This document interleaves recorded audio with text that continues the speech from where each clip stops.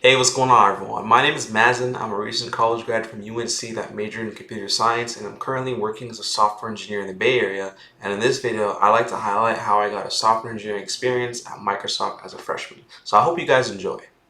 Real quick disclaimer, I'm by no means an expert. The purpose of this video is for me to highlight my experience as well as give tips and advice I wish I knew back then.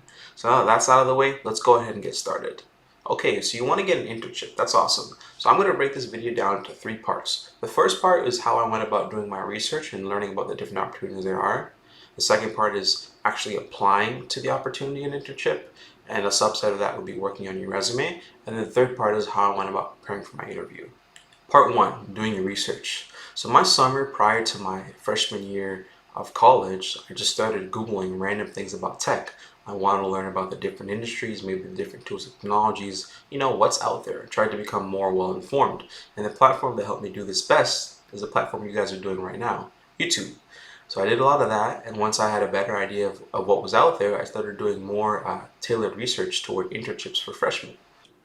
So I ended up Googling software engineering opportunities for underclassmen and came across this article by Miss Alexis Trench and saw Explore Microsoft. I thought to myself, hey, I play video games, I like Xbox, let me apply to this, might seem interested. Obviously I worked on my resume and all that before I applied, but yeah, this is how I came across the opportunity. There's also a few other opportunities here, but unfortunately this list is not updated. However, I have compiled an updated list for you guys, so let me go ahead and show you all that. Before I show you these, I do want to shout out these search portals. These are some good search portals to find some opportunities. There's LinkedIn, obviously.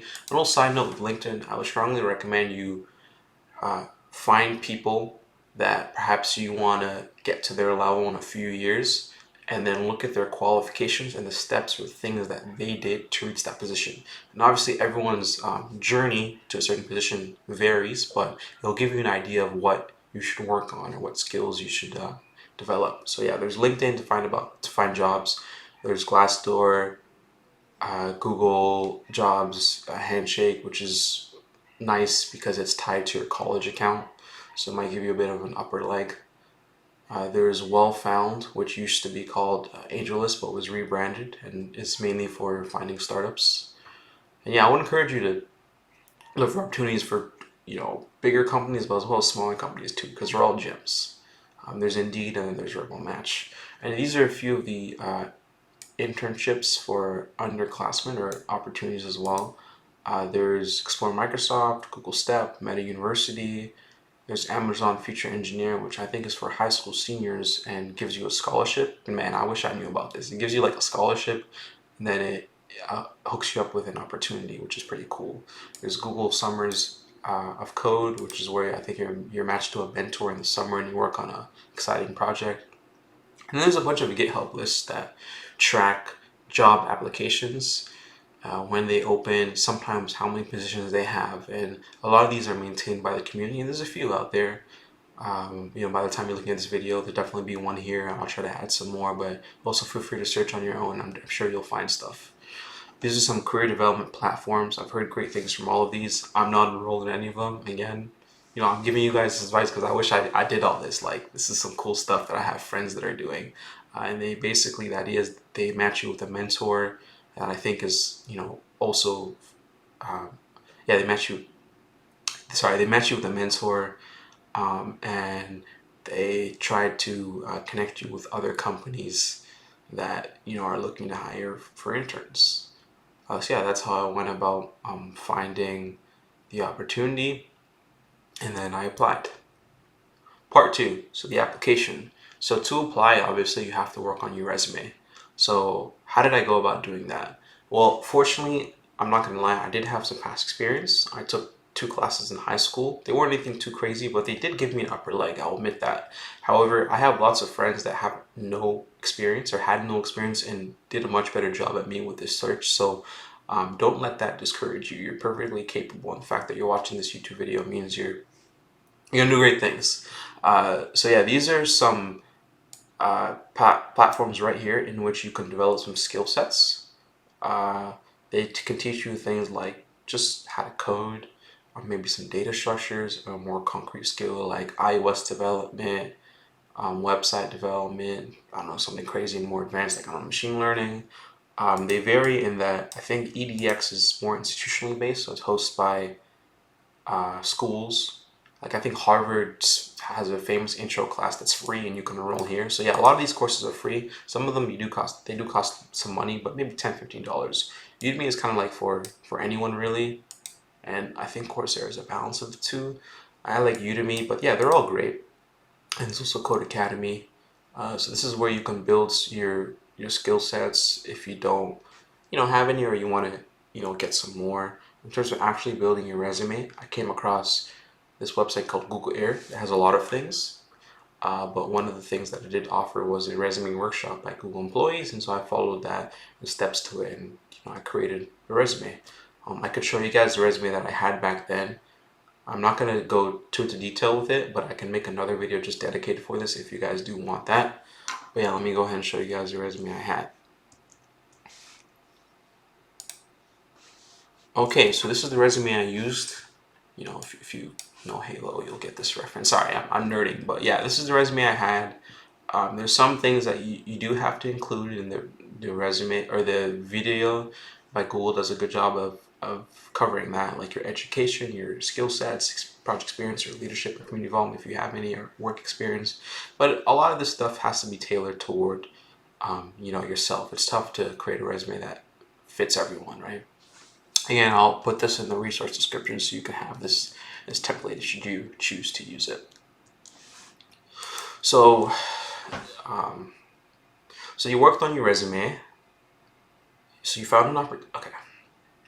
So you found an opportunity. You worked on your resume and you're ready to apply. Boom, you applied.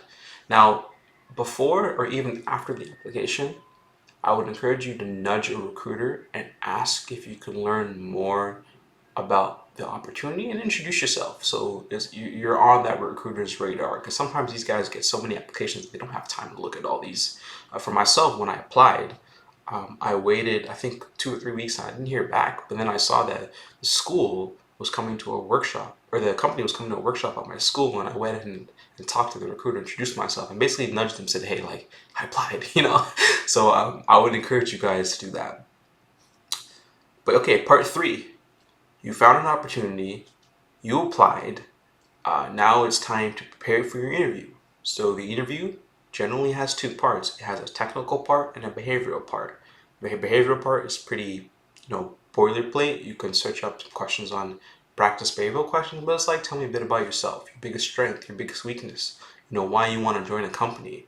Another one that I found that they like to ask is, what's your favorite product at this company and how would you improve it? Or what's your least favorite project and how would you improve that?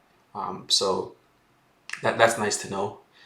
And as for the technical part, it really varies depending on the year you're at, right? If you're an underclassman, it probably won't be as technical. Maybe it'll focus on some more boilerplate questions like, functions, loops, data types, and things like that. If you don't know this, that's okay. Those websites I had earlier, Udemy, Coursera, and all that, you can go through that and cover it. And yeah, maybe it'll cover a little bit of data structures too.